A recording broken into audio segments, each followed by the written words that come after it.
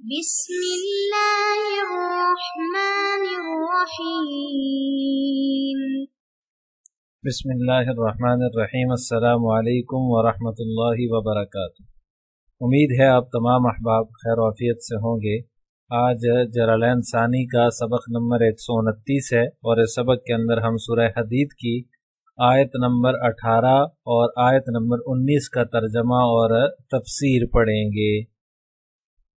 پہلے آیات کا ترجمہ دیکھ لیں۔ ان المصدقین والمصدقات وَأَقْرَضُوا اللَّهَ قَرْضًا حَسَنًا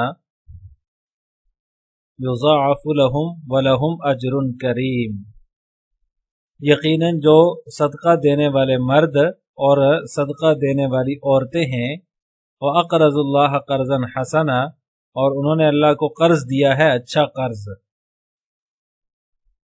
يُضَاعَفُ لَهُمْ وَلَهُمْ أَجْرٌ كَرِيمٌ، ان کے لیے اس کو کئی گنا بڑھا دیا جائے گا، وَلَهُمْ أَجْرٌ كَرِيمٌ، اور ان کے لیے باعزت اجر ہے۔ وَالَّذِينَ آمَنُوا بِاللَّهِ وَرُسُلِهِ أُولَئِكَ هُمُ الصِّدِّيقُونَ وَالشُّهَدَاءُ عِندَ رَبِّهِمْ لَهُمْ أَجْرُهُمْ وَنُورُهُمْ وَالَّذِينَ كَفَرُوا وَكَذَّبُوا بِآيَاتِنَا أُولَئِكَ أَصْحَابُ الْجَحِيمِ۔ اور جو لوگ اللہ پر اور اس کے رسولوں پر ایمان لائے ہیں، اولئک هم الصدیقون، وہی اپنے رب کے نزدیک صدیق ہیں، والشہداء، اور شہید ہیں، عند ربہم، اپنے رب کے نزدیک، لہم اجرہم ونورہم، ان کے لیے ان کا اجر اور ان کا نور ہے، والذین کفروا وکذبوا بآیاتنا، اور جن لوگوں نے کفر اپنا لیا اور ہماری نشانیوں کو جھٹلایا، اولئک اصحاب الجحیم، وہی لوگ ہیں جو دوزخی ہیں، جہنم والے ہیں۔ عزیز طلبہ، ان آیات کے اندر، پہلی آیت کے اندر تو اللہ تبارک و تعالیٰ نے اللہ کی راہ میں جو خرچ کرنے والے ہیں، صدقہ دینے والے ہیں، ان کی فضیلت کا بیان کیا ہے کہ جو مسکینوں کو، فقیروں کو، محتاجوں کو اپنے حلال مال میں سے اللہ تعالیٰ کی رضا کی خاطر، اللہ تعالیٰ کی خوشنودی کی خاطر عطا کرتے ہیں، ان پر خرچ کرتے ہیں، اللہ کو قرض حسنہ دیتے ہیں، وَأَقْرَضُوا اللَّهَ قَرْضًا حَسَنًا، اللہ کو قرض حسنہ دیتے ہیں، يُضَاعَفُ لَهُمْ وَلَهُمْ أَجْرٌ كَرِيمٌ، تو اللہ تبارک و تعالیٰ جو ہے وہ اس کا بدلہ بہت بڑھا چڑھا کر ان کو عطا فرمائیں گے، 10 گنا سے 700 گنا تک، بلکہ اس سے بھی زیادہ جو ہے وہ اللہ تبارک و تعالیٰ اس کا بدلہ ان کو عطا فرمائیں گے، وَلَهُمْ أَجْرٌ كَرِيمٌ، اور اس کے علاوہ ان کے لیے آخرت میں بے حساب اجر ہوگا اور بڑا باعزت اجر ہوگا۔ اللہ اور اس کے رسول صلی اللہ علیہ وسلم پر پورے اخلاص کے ساتھ ایمان اور یقین رکھنے والے لوگ، اولئک هم الصدیقون، وہ صدیق ہیں، والشہداء، اور شہید ہیں، عند ربہم، اپنے رب کے ہاں، تو ان کے لیے ان کے رب کے ہاں جو ہے وہ اجر بھی ہے اور نور بھی ہے۔ گویا کہ اس دوسری آیت کے اندر اللہ تبارک و تعالیٰ نے صدیقین اور شہداء کی فضیلت بیان فرمائی ہے۔ صدیق کے معنی ہے وہ شخص جو اپنے قول و فعل میں سچا ہو، اور انبیاء کرام علیہ السلام کے بعد پرہیزگاری میں یہ سب سے اونچا درجہ ہے، صدیق کا درجہ سب سے اونچا درجہ ہے۔ اور شہید کے لفظی معنی گواہ کے ہوتے ہیں۔ قیامت کے دن امت محمدیہ جو ہے علی صاحب الصلاۃ والسلام، اس کے جو پرہیزگار لوگ ہیں، جو متقی لوگ ہیں، وہ پچھلے انبیاء کرام علیہ الصلاۃ والسلام کے حق میں گواہی دیں گے، تو اس وجہ سے شہداء کا معنی گواہی دینا ہے۔ اسی طرح شہید ان لوگوں کو بھی کہا جاتا ہے جو اللہ تعالیٰ کے راستے میں جہاد کرتے ہوئے اپنی جان قربان کر دیں، اللہ تعالیٰ کے راستے میں اپنی جان کا نذرانہ پیش کر دیں۔ تو لہٰذا یہاں یہ بات جو فرمائی جا رہی ہے یہ منافقین کے مقابلے میں، کیونکہ اس سے پچھلی آیات میں منافقین کا ذکر تھا جو صرف زبان سے ایمان کا دعویٰ کرتے ہیں اور جو ہے وہ دل میں ان کے اسلام اور ایمان داخل نہیں ہوتا، تو ان کے مقابلے میں یہاں پر ان مومنین کا ذکر کیا جا رہا ہے جو سچے دل سے ایمان قبول کرتے ہیں۔ شہید اور صدیق کا درجہ منافقین کو حاصل نہیں ہو سکتا، کیونکہ وہ سچے دل سے یقین کے ساتھ اللہ تعالیٰ پر ایمان نہیں لاتے، بلکہ یہ درجہ وہی لوگ حاصل کر سکتے ہیں جو دل سے ایمان لائیں، پکے دل سے جو ہے وہ اسلام قبول کریں، سچے دل سے اسلام قبول کریں، اور پھر ان کے ایمان کے اثرات جو ہے وہ ان کی عملی زندگی میں بھی نظر آئیں، تو ان کو صدیق اور شہید کہا جاتا ہے۔ یعنی بہت زیادہ سچائی اختیار کرنے والا جو ہوتا ہے وہ صدیق ہوتا ہے، پکی تصدیق کرنے والا صدیق ہوتا ہے، جس میں ذرہ برابر بھی شائبہ تک نہ ہو، شبہ نہ ہو۔ اور پھر اس کے بعد ایسے ایمان کا تقاضا یہ ہوتا ہے کہ ہر قول و عمل میں بھی، ہر قول و فعل میں بھی اس کی سچائی جو ہے وہ نظر آنی چاہیے، یعنی کہ صدق اور سچائی اس کے ہر قول و فعل سے جو ہے وہ واضح ہونی چاہیے، وہ اعمال میں بھی سچا ہو، وہ اقوال میں بھی سچا ہو اور افعال میں بھی سچا ہو۔ صدق کا جو لفظ ہے یہ دونوں کی سچائی کے لیے استعمال ہوتا ہے، یعنی کہ اقوال کے اندر صدق کو بھی صدیق کہا جا سکتا ہے، سچے کو صدیق کہا جا سکتا ہے، اور احوال کے اندر، افعال کے اندر بھی جو سچا ہو اس کو بھی صدیق کہا جا سکتا ہے۔ حضرت اسما بنت ابی بکر رضی اللہ تعالی عنہ فرماتی ہیں کہ ایک عورت جو ہے وہ آپ صلی اللہ علیہ وسلم کی خدمت میں حاضر ہوئی، اس نے کہا یا رسول اللہ میری ایک سوکن ہے، اگر میں جھوٹ موٹ سے، یعنی کہ اسے تکلیف دینے کے لیے، جلانے کے لیے یوں کہہ دوں کہ شوہر نے مجھے یہ چیز دی ہے، یہ جو ہے وہ میرے لیے وہ تحفہ لے کر آیا ہے، حقیقت میں اس نے مجھے نہ دیا ہو تو کیا اس میں میرے لیے گناہ ہوگا؟ تو آپ صلی اللہ علیہ وسلم نے فرمایا کہ جس شخص نے جھوٹ موٹ یہ ظاہر کیا ہے کہ مجھے یہ چیز دی گئی ہے حالانکہ وہ اسے نہیں دی گئی، تو اس کی مثال ایسی ہے جیسے کسی نے جھوٹ کے 2 کپڑے پہن لیے، یعنی سر سے پاؤں تک وہ جھوٹا ہی جھوٹا شمار ہوگا۔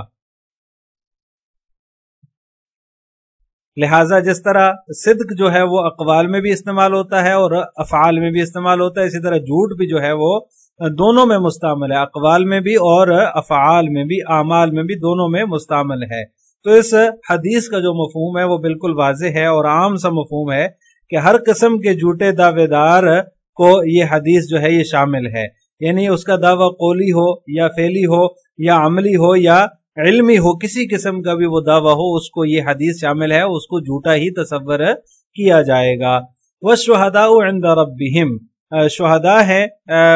ان کے لیے ان کے رب کے ہاں اجر ہے، لہم اجرہم، ان کے لیے ان کا اجر ہے اور ان کا نور ہے۔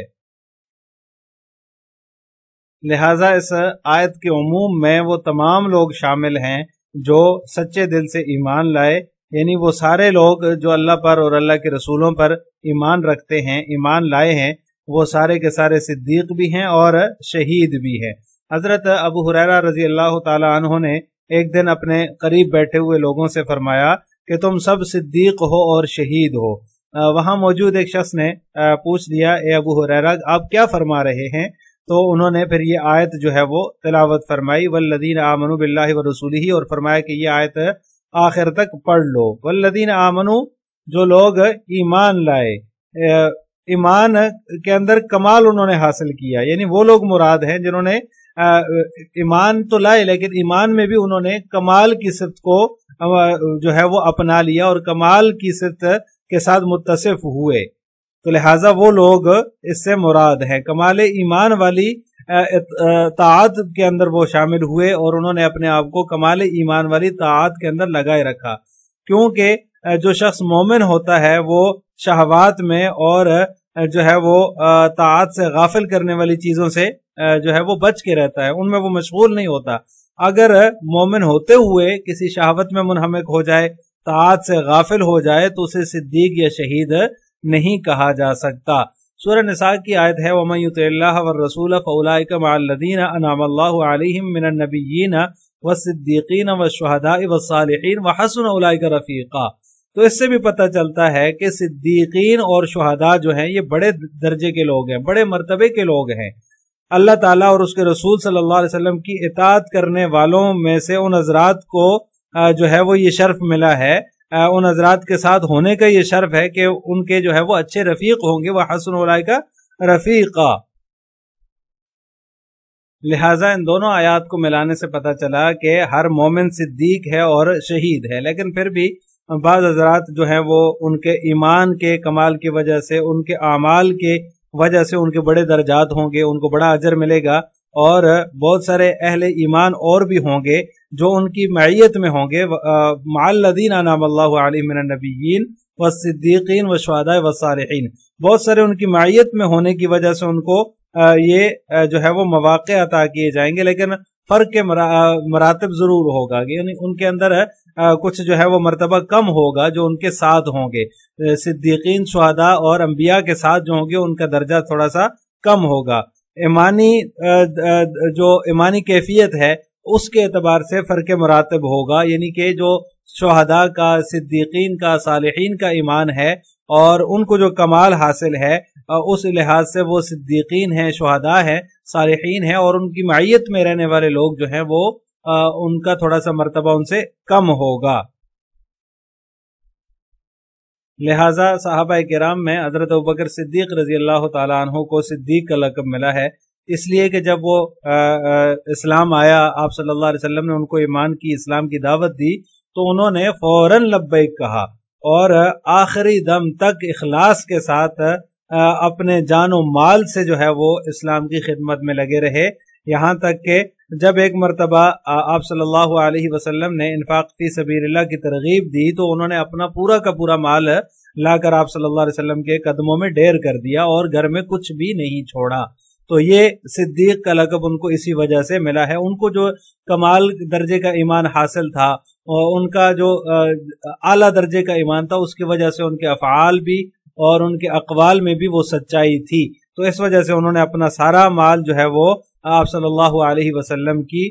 خدمت میں لا کر حاضر کر دیا. اسی طرح ایک مرتبہ آپ صلی اللہ علیہ وسلم احد پہاڑ پر تشریف لے گئے. آپ صلی اللہ علیہ وسلم کے ساتھ حضرت ابوبکر بھی ہیں، حضرت عمر بھی ہیں اور حضرت عثمان رضی اللہ تعالی عنہم بھی ہیں. پہاڑ جو ہے وہ حرکت کرنے لگا، زلزلہ آیا، تو آپ صلی اللہ علیہ وسلم نے اس پر اپنے قدم مبارک مار کر فرمایا، اے احد ٹھہر جا،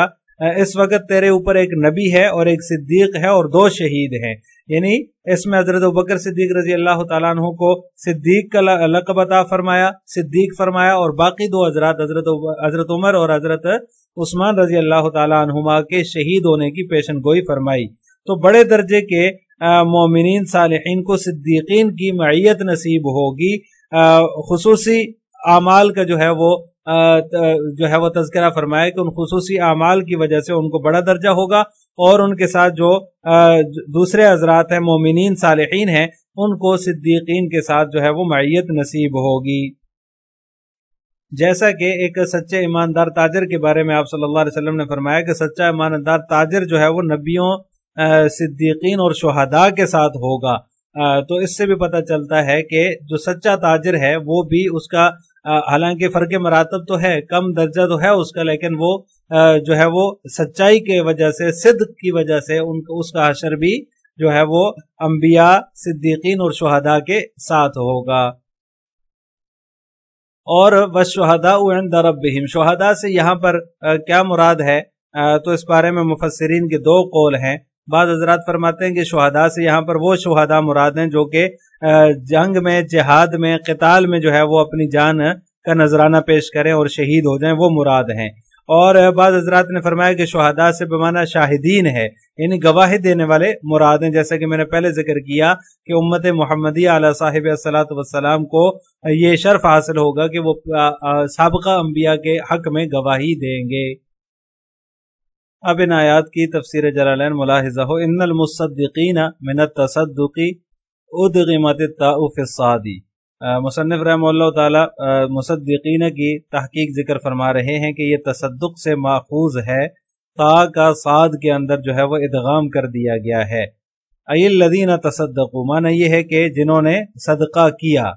والمصدقات اللاتی تصدقنا، اور مصدقات سے مراد بھی، مصدقات سے مراد بھی وہ عورتیں جنہوں نے صدقہ کیا. وفی قراءۃ بتخفیف الصاد فیہما من التصدیق الایمان، اور ایک قراءت کے اندر صاد کی تخفیف کے ساتھ ہے، یعنی یہاں پر اس قراءت میں صاد کی تشدید کے ساتھ ہے، دونوں میں مصدقین اور مصدقاتی، اور ایک قراءت کے اندر مصدقین اور مصدقاتی ہے،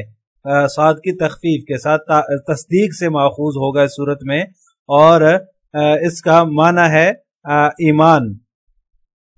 یعنی اس صورت میں تصدیق، جب تصدیق سے ماخوذ ہو تو اس صورت میں اس سے مراد جو ہے وہ ایمان ہے. وَأَقْرَضُ اللَّهَ قَرْضًا حَسَنًا، اور انہوں نے اللہ کو قرض حسنہ دیا. راجعون الی الذکور والاناث بالتغلیب، یہاں پر اس عبارت کا مقصد جو ہے وہ مصنف کا یہ ہے، اس بات کی طرف اشارہ کر رہے ہیں کہ وَأَقْرِضُ اللَّهَ کا عطف جو ہے وہ ان المصدقین والمصدقات کے اندر جو مصدقین اور مصدقات ہے ان دونوں پر ہو رہا ہے، لہٰذا جو ہے وہ صرف ایک پر اس کا عطف نہیں مانا جائے گا، ایک پر عطف اگر مانا جائے تو اس کے صلہ کے تام ہوئے بغیر عطف لازم آئے گا، لہٰذا جائز نہیں ہے، تو لہٰذا مصدقین اور مصدقات دونوں کی طرف یہ راجع ہو رہا ہے، اور اس کا عطف جو ہے وہ ان دونوں پر ہے، مصدقین اور مصدقات دونوں پر اس کا عطف ہے۔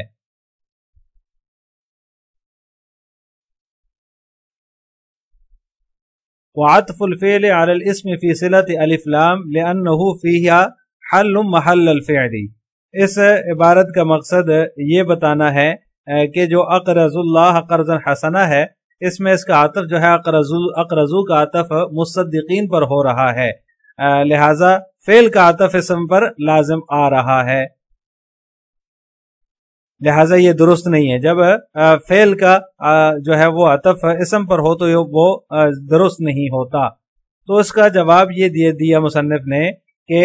جس اسم پر الف لام بمعنی الذی داخل ہو تو وہ بھی فعل کے حکم میں ہو جاتا ہے، لہذا یہاں پر عطف درست ہے۔ گویا کہ اقرضو کا جو عطف مصدقین پر ہو رہا ہے تو یہ درست ہے، کیونکہ الف لام یہاں پر داخل ہے، اور جب الف لام اسم پر داخل ہو جاتا ہے تو وہ بھی فعل کے حکم میں ہو جاتا ہے، لہذا عطف درست ہے۔ وذکر القرض بوصفہ بعد التصدیق تقیید لہ، یہ جو عبارت ہے اس عبارت سے مصنف کی غرض ایک اشکال کا جواب دینا ہے۔ اشکال یہ ہوتا ہے کہ المصدقین جو فرمایا ہے وہ تشدید کے ساتھ ہو، مصدقین تو اس کا معنی ہوتا ہے صدقہ دینے والے، پھر اس کے بعد دوبارہ وَأَقْرَضُ اللَّهَ قَرْضًا حَسَنًا، اللہ تبارک و تعالیٰ نے دوبارہ فرمایا ہے وَأَقْرَضُ اللَّهَ قَرْضًا حَسَنًا،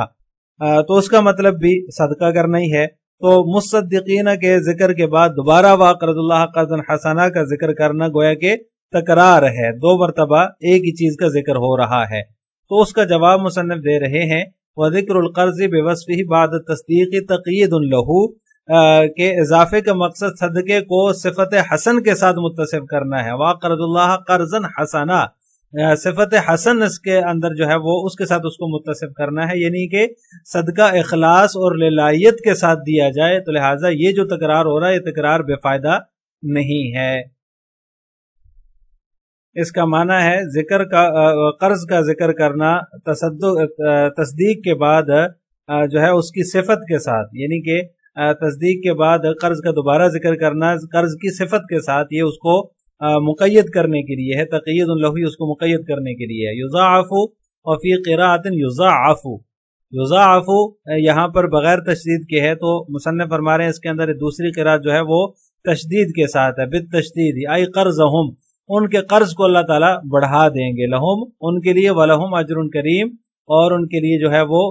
بہترین اجر ہوگا۔ والذین آمنوا باللہ ورسولہ اولئک هم الصدیقون المبالغون فی التصدیق، اور وہ لوگ جو ایمان لائے اللہ پر اور رسولوں پر وہی لوگ صدیقین ہیں، یعنی کہ تصدیق کے اندر وہ مبالغہ کرنے والے ہیں۔ والشہداء عند ربہم علی المکذبین من الامم، اور شہداء ہیں اپنے رب کے ہاں، ان کے رب کے ہاں، علی المکذبین من الامم، کس پر شہداء ہیں؟ یعنی کہ گواہی دیں گے سابقہ امتوں کے جو تکذیب کرنے والے ہیں ان کے اوپر گواہی دیں گے۔ لہم اجرہم و نورہم، ان کے لیے اجر ہے اور نور ہے۔ والذین کفروا وکذبوا بآیاتنا، اور وہ لوگ جنہوں نے کفر اختیار کیا اور ہماری آیات کو جھٹلایا، الدالۃ علی وحدانیتنا، آیات سے مراد وہ والے دلائل ہیں جو اللہ تعالیٰ کی وحدانیت پر دلالت کرنے والے ہیں۔ اولئک اصحاب الجحیم، تو وہی لوگ جو ہے وہ جہنم کے حقدار ہیں یا جہنم والے ہیں۔ الجحیم النار، جحیم سے مراد نار ہے، یعنی کہ جہنم ہے، وہ لوگ جہنم والے ہیں یا ان کا ٹھکانہ جہنم ہے۔ آخر میں آپ حضرات سے دو سوال ہیں۔ نمبر 1، صدیق کے کیا معنی ہے، اور حضرت ابوبکر صدیق رضی اللہ تعالیٰ عنہ کو صدیق کا لقب کیوں ملا؟ نمبر 2، والشہداء عند ربہم کی تفسیر کیا ہے؟ ان دونوں سوالوں کا جواب آپ نے کمنٹ باکس میں دینا ہے۔ السلام علیکم ورحمۃ اللہ وبرکاتہ۔